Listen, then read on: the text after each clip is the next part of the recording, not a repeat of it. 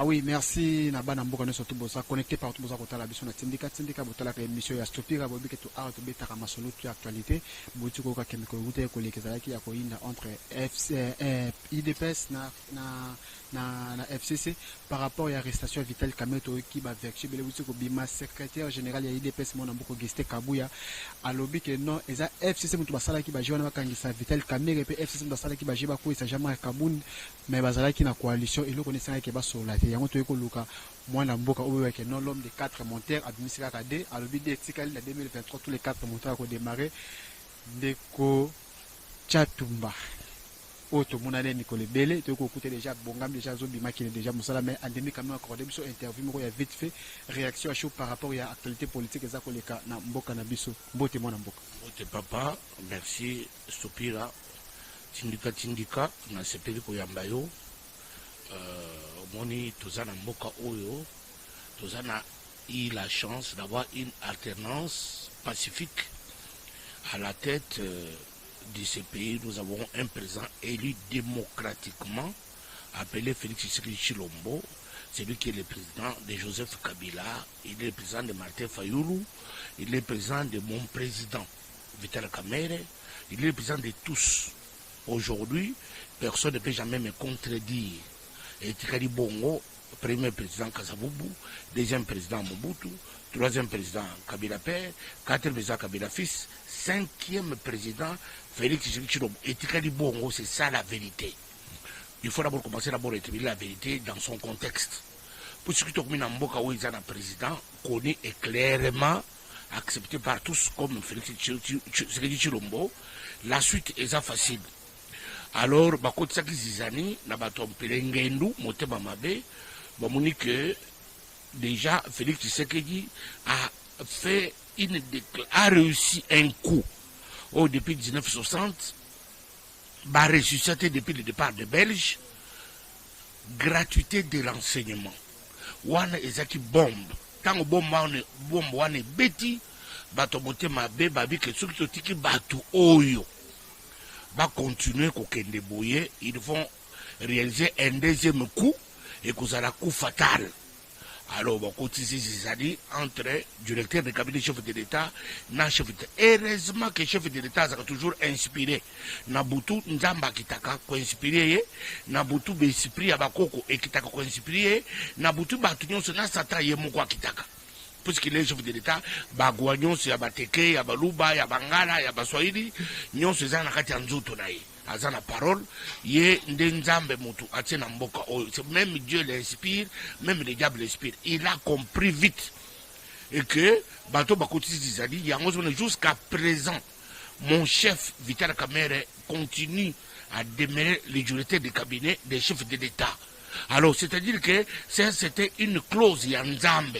Puisque ceux qui battent qui makasi alors bakokaki chef de l'État à Longori na mokonzi nangai qui directeur de cabinet mais à Longori était atikina lokola parenthèse wana c'est pour déstabiliser l'adversaire. Alors yangonde nazopesa merci d'abord na chef de l'État d'avoir pensé à être lent atika musala et salama na justice et kusala ke alors banani nyonso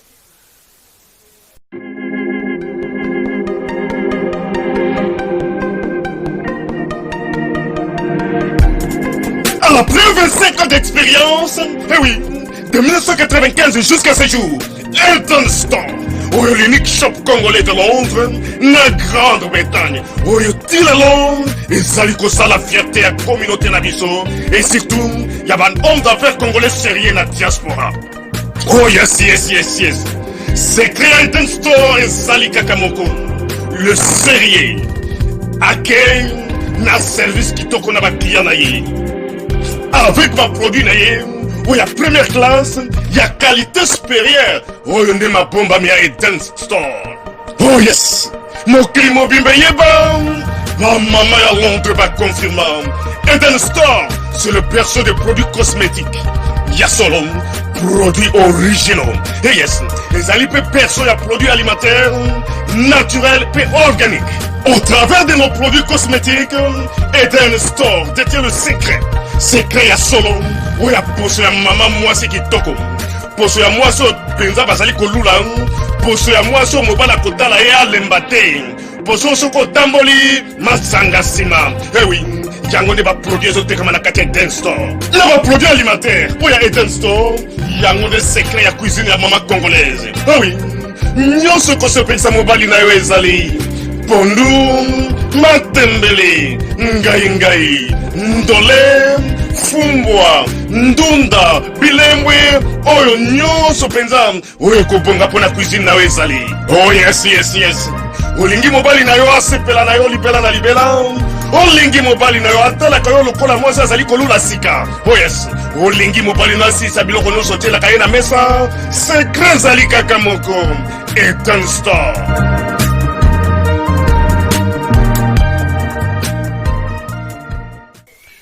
Yango moni atikalaki ye comme directeur de cabinet puisque ezaki clause ya makasi ezali que banguna na bango nyonso bazaki déstabilisé.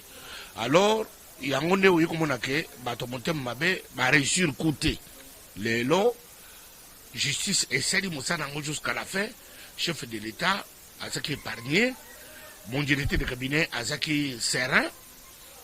Alors ekosala ke lelo vérité eza vérité puisque mon chef directeur de cabinet alobaki que baza koluka ngai te, baza koluka chaque fois détail wana baza koluka nde chef de l'état. Moi je peux mourir en prison, mais les fonctions des chefs d'état est sacré. Mutu nyonso akoko comme chef de l'état na mokili te lokola ezaki sacré. Alors nakoki koloba ce que je sais te. Alors les gens là poussaient mon directeur de pouvoir craquer. Puisque les Congolais, Congolais, nous ne sommes pas faits pour être ensemble. Vivre ensemble pour les Congolais, ça n'existe pas. Ceux Congolais, comme nous avons bakangami badingani bakomi dengo tozana supira tobina utongo supira butu supira okomana ka bato supira na chato qu'est-ce qui se passe bakomi ko baka bola biso. C'est ça les Congolais. Mais chef de l'État a d'abord serein, calme. Mon directeur de cabinet, mon chef a tiré paix calme. Alors les vérité et comme ils ont têtu tonde yaka senda alobaka yango bato monaki lokola ezaki crise ya ndenge asalaki déjà faute badingaki alongo la pouvoir directeur à 100 jours tout ça. Il a dit personne n'a pas tenu compte et pourtant c'était déjà les étincelles il y a koloba vérité à demi-mot et que ça lelo et koloba m'a confirmé par n'importe qui Kabuya azam réaction du secrétaire général de l'IDPS mon amour Augustin Kabuya avec FCC Mukbazana si ma arrestation à Vital Kamera va peut-être réaction à FCC tout compte par rapport à la réaction Augustin Kabuya Kolobani te ngai problème ngai c'est que Kabuya a n'importe qui te FCC est n'importe quoi te. Est-ce que vous comprenez? Batuyon sur basa ba grand responsable politique. Mais ce qui est bien pour ngai chato banina vandia et c'est que tala bango na bango babandi ko bunda eye mabe tala bango na bango babandi ko swana eye mabe Vital Kamera lobaki boye boki ko fade na les officines monter des cabarets pour manger les caméras du caméra bouffer du caméra mais caméra musunyiza bololo koli yango iza passe ozo comprendre alobaki ake musikabi ma vie c'est Dieu qui me l'a donné, personne n'a le droit de l'ôter à ma vie. Vous comprenez? À cette minute, la personne ne pouvait pas comprendre parce que c'est comme une opprobre dans d'autres Vital Kamera. Personne ne croyait, personne n'acceptait. Bazomona Jamal, Bazomona ministre qui a finance, Bazom gouverneur de la banque à rendre témoignage que Jamal a dit même Moïbi à la croix. Quand il a reconnu Jésus-Christ, fils de Dieu, Jésus lui a dit à l'instant même, je serai avec toi dans le paradis. Il y a ce que Jésus-Christ, lorsque tu reviendras dans ta gloire, ne m'oublie pas. Mais Jésus ne lui a pas dit que tu attendras ma gloire. Ma gloire, c'est à l'instant même. C'est-à-dire que le Kola Kabuya, le Kola FCC, Bakomi Kofundana, Vital Kamera avait posé la question, qu'est-ce que j'ai fait en prison? Nakosala nini awa. Pourquoi alors c'est ça ce que je demande na minute oyo immédiatement ezali acquittement. Et ça sous makambo te ko caméra akende hôpital ba kende ko traiter ye akende boy. Abi non ils ont négociation te. Ils ont makambo siko acquittement. Acquittement. Puisque et mon noir sur blanc que c'était un complot politique. Naloba qui a un complot politique, ça a failli me coûter la vie. Quand on a dit que c'est un complot, tu as tout dit que c'est un complot, tu as dit caméra mouibi. Attends, mouibi, bah, y'a kayete. Oui, bah, y'a kayete. Même Nzamba dit qu'il ne veut pas que le péché le mette dans le péché. Dieu ne veut pas que le péché le mette dans le péché. Caméra mouibi, caméra nganga, caméra ndoki, c'est bien. Mais à ça, quand même, moutou. Moutou. Bisous, tout ça, bah, Nzamba était. Est-ce que nani yango asali mabete na mokili oyo atelema lo baka ngai nde muyenge bene mabende mutu to bomaye to bete mabanga kufa non même Jésus-Christ tango kangaki une femme à flagrant de délit d'adultère cette femme là alobaki ke oyo nanu asala ngote abwaki de banga tout ça ko défendre kamere musantu te non les gens confondent tout ça ko défendre kamere sangote jamais. Tout ça pour défendre la caméra nzambete, caméra côté que vous allez nzambete, caméra nzambete, à côté que vous allez nzambete le bosso nangai, ngana za musala nzambe, caméra za mutu avec ses faiblesses. Mais il faut tout ça comme on a contexte nango, puisque le il caméra d'une autre forme. Lobby ko la payo na forme mususu. C'est-à-dire que ceux qui moninga lelo a sadi kambu, bozo ninga kufa, mukuri ko yela yo okubikate. Alors, moi je ne défends pas un Dieu. Je défends Kamer tout autre, comme tout autre Congolais. Dengana défendaka Muyambo, dengana défendaki Jomi Dongala, dengana défendaki Moïse Katumbi, dengana défendaki Jean-Pierre Mbemba, dengana défendaki Mwanansemi, dengana défendaki Chebeya, Fidel Bazana, Arma Tungulu, Rossi Mukendi, Thérèse Kapangala, Nani Isene Ngandu. J'ai défendu tous ces gens-là. J'ai défendu la Télémlaki quand il y a eu troupes rwandaises avaient envahi les Goma de Congo pour faire des atrocités. J'ai défendu. Ngaï n'a défendu Fayoulou Martin. N'a défendu Mouzito. Moi, je suis légaliste. Intérêt à Congo. C'est ce qui prime pour la Tchatumba. Ce qui Fayoulou, il est dans ses droits. Moi, j'encourage Fayoulou jusqu'à la fin de sa vie à défendre sa vérité des urnes. C'est une façon aussi de faire l'opposition. Et ça m'a bêté. C'est la démocratie. Je défendrai Fayoulou, il est dans ses droits à défendre l'état de vérité des urnes. J'ai vu ça dans à l'époque, il y a Papa Tshisekedi Etienne. Atikadaki premier ministre de la conférence nationale souveraine jusqu'à ce que tu aies une élection en 2011 a gagné Yango, Baboyi Kopé Saï Yango, Atikali go défendre toqué na Cour suprême, toqué partout, toqué na Bakour international, nyonso pour na kokende kuluka. Vérité des urnes a été le Tshisekedi. C'est ça le jeu démocratique. Moi, je vois mal que les gens deviennent aigris, haine, comme Moutou physiquement. Moi, je préfère que lui, quand Aïcha, tout le monde a fait Wanzam. Et ça, c'est que Moutou, n'a côté de Moutou, il défend ses idées. Moutou a défendre ses idées, il est libre. Martin Fayoulou, osa libre. Tu fais ton travail. Nous, nous faisons aussi les nôtres. Nous sommes du cash. Avec comme président de la République, Félix Tshisekedi Tshilombo. Martin Fayoulou Azoboye. C'est ses droits. À ça, la démocratie, à réclamer Yango, c'est ses droits. Tout ça, République démocratique du Congo. Les gens oublient que nous sommes dans une démocratie. Oyo tata oyo, akei kosala outrage au chef de l'État. Bakangi ya sana 300 kona. Barnabé, c'était à ce qu'on a casé na ba droit na yi. Atakape moi si à président na bino. Atakape moi si à président na biso. Moi si à président na biso, amesana ko fingama. Soki déjà que outrage wana ezalaki kaka pona moi si pe ya président na ngai, batu nyonso ya ngambo na basaba koti prison. Nana mona bafinga mutu lokola moi si ya président na ngai. Bafinga ye ayi kokota kana mulonga batu bafinga kaye.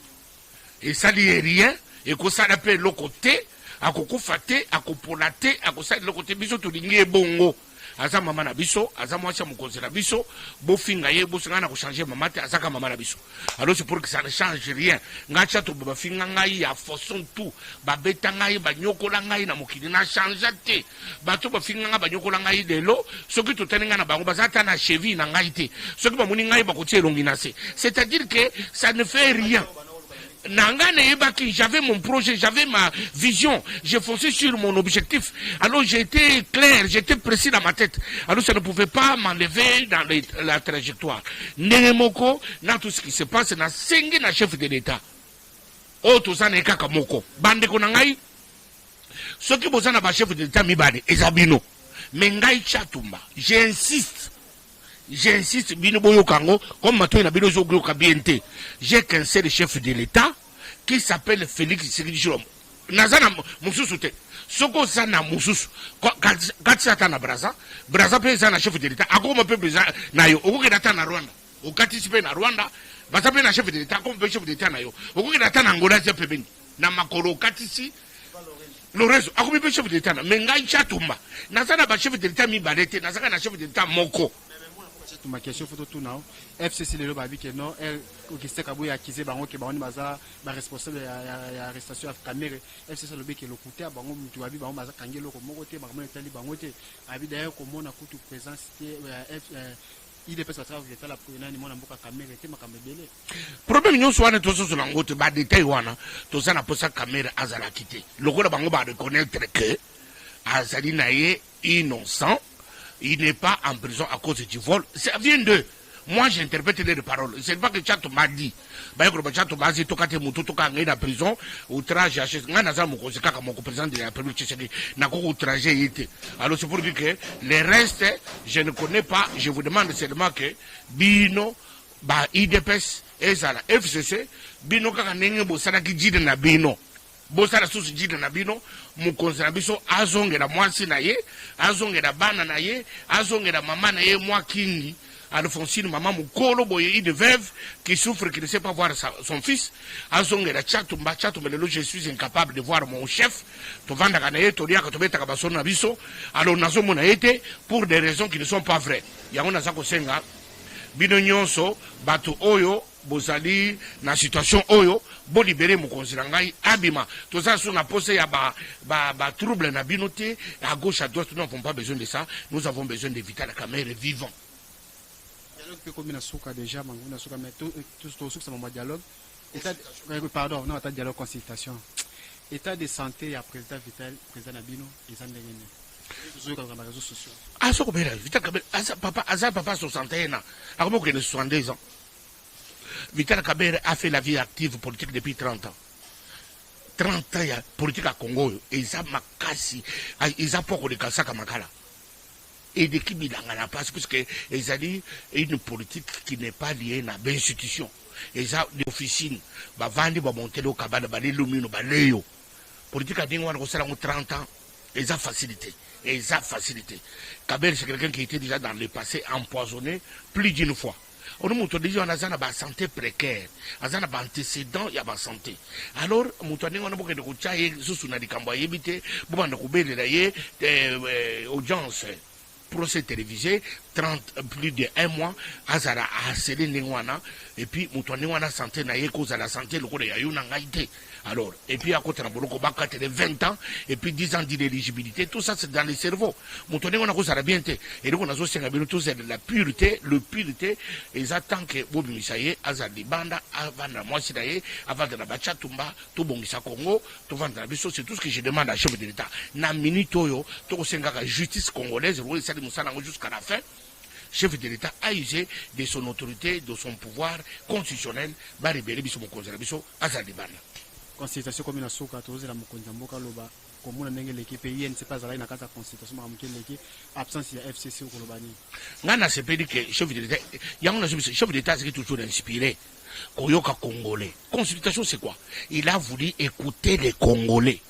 Tu sais que Diazou Salaboyete, tu sais que Diazou Salaboyete, tu sais que Diazou Salaboyete, tu sais que Diazou Salaboyete, tu sais que Diazou Salaboyete. Avant de, maintenant, les mieux à faire. Appeler, c'est toutes les couches représentatives. Baya, qu'est-ce qu'il pense du Congo? C'est comme ça que le président chef de l'État, il a commencé à écouter 2 semaines, 3 semaines à peu près, tous les Congolais de toutes les couches sociales. Avec les mémos, il les a écoutés. C'est ça vraiment l'avantage des chefs d'État que nous avons. Il a fait un travail bon, il a écouté tous les Congolais. Maintenant, nous le laissons, maintenant, primaire, il y a qui nous annonce les résolutions et les décisions où on semble coïncider pour bien, il y a peuple congolais. Puisqu'il n'est pas roi, il n'est pas empereur, il n'est pas prince, nous sommes dans une république.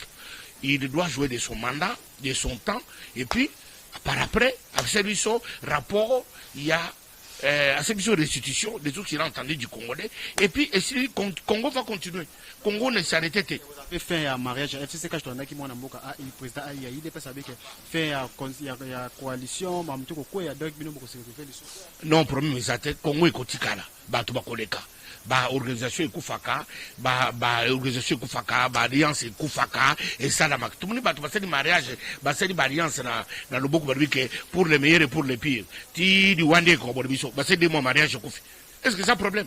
Alors c'est pour dire que eloko ya suka na mokili zate eloko za suka izaka ka nzambe ande ora nzambe suka izate makamunyoso ekufaka ebongaka ebebaka et ça la maka suka monike les associés bien et si là bah qu'on propose biso et donc on dit bah on moni bien alors c'est le chef de l'État, alors c'est lui qui est inspiré établi à cause de son mandat ce qu'il a besoin de faire. Alors mais selon la constitution puisqu'il ne peut pas s'éloigner loin de la constitution, il doit être aussi proche, il a prêté serment selon la constitution. Quand il va faire quelque chose qu'il voit bien que et ça pour la constitution du Congo, il a le soutien de Tchatumba sans problème. Sans problème, il a mon soutien total. C'est tout ce que je peux dire pour mon chef de l'État. Comme il y a un souk entretien à Bissou, il y a vite fait au Yokozoyo. Mot de la fin par rapport au plan gouvernement, il camp peu banamuka basa ko se retrouver té loko moka malonga té vous allez quitter ce moment la situation ils ont comme plus pire bon ils ont sécurité bloqué partout vraiment. Est-ce qu'après consultation gouvernement Congo atabati Jésus balbi que kobande le gouvernement et kozala chef au gouvernement s'appelle Jésus-Christ de Nazareth na Congo awa atabati Jésus. Que situation au Congo, les Congolais. Les Congolais doivent être en mesure de s'accepter, de croire en eux, de croire à son frère, de s'aimer, de s'amender, prêts à demander pardon, prêts à changer de direction. Ceux qui Congolais ont abattu Jésus, parce que de l'eau Jésus, comme premier ministre dans le Congo, rien n'avancera. Les problèmes des Congolais, nous devons d'abord croire en nous-mêmes, nous accepter.